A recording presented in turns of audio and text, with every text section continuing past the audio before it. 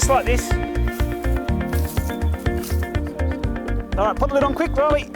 These roly-polies are adorable.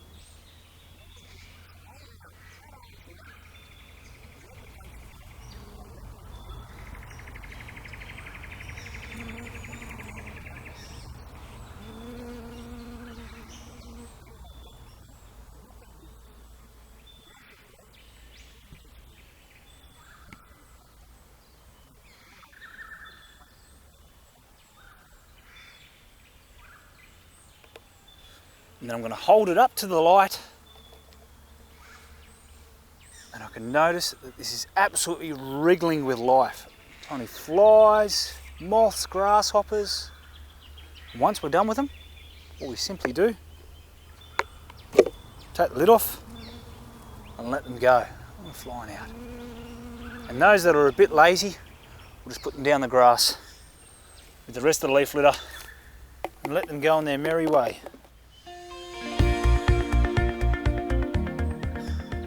So I've chosen this spot to put in our pitfall trap. There's lots of mulch, which is beautiful habitat for lots of the mini beasts. In the garden bed, the soil's soft, and because we're scraping the mulch back, it also gives us an opportunity for a bit more of that safari. So just scrape it aside, just to get some bare earth, and then we're going to dig a hole. That's the depth of this cup.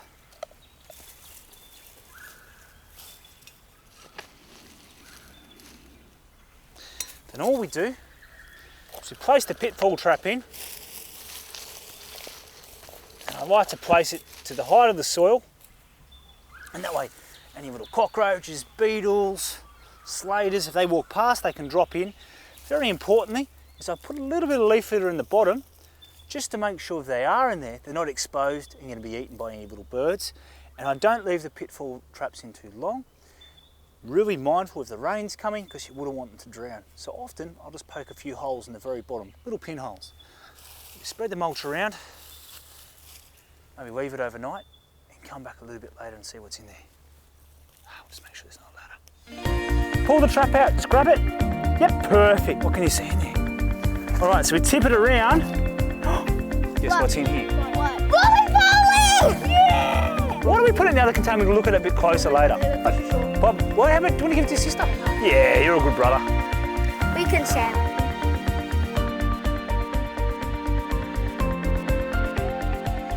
Now the trusty spray bottle is really good at illuminating the spider's webs, especially when there's a bit of sun. I wouldn't do it on an overcast day.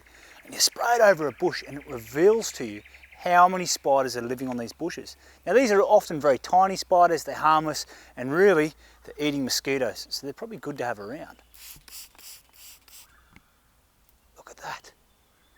Look at how gorgeous that is. There's a tiny little spider in the centre there. Spray. How pretty does that look?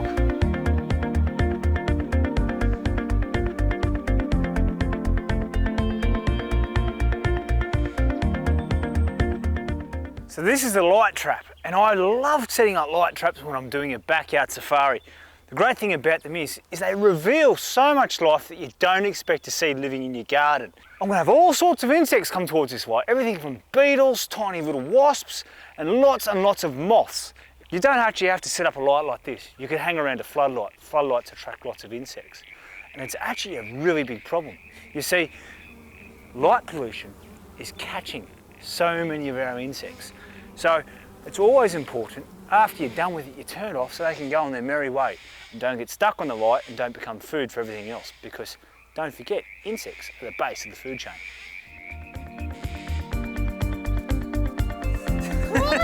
Look at this moth down here. How pretty is that? Come and look, Neil, down here, look at this. Look at that moth. Why is he flying away? So these moths have all been attracted to the light. Look at all the bugs. I just want to see the top of that tree. Should we keep searching, kids? Yeah. It's definitely a good idea we have torches.